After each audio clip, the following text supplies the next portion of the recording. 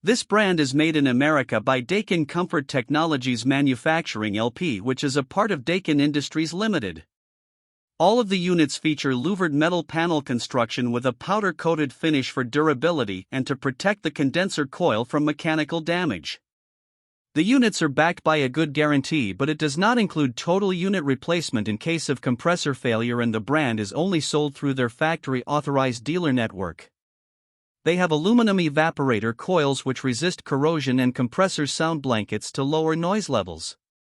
They offer optional electric heat kits in sizes from 5 to 20 kilowatts to provide central heating. The GPHH3 models are basic heat pumps for slab mounting with a 13.4 CR2 cooling efficiency and a 6.7 HSPF2 heating efficiency, while the GPHM3 units are field convertible from horizontal discharge to down air discharge for rooftop installations. They are relatively loud with an 80 decibel noise level, which is equivalent to an alarm clock.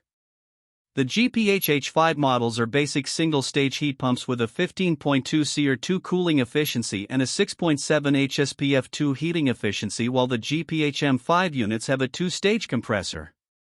Both have a variable speed blower motor for quieter and more efficient operation.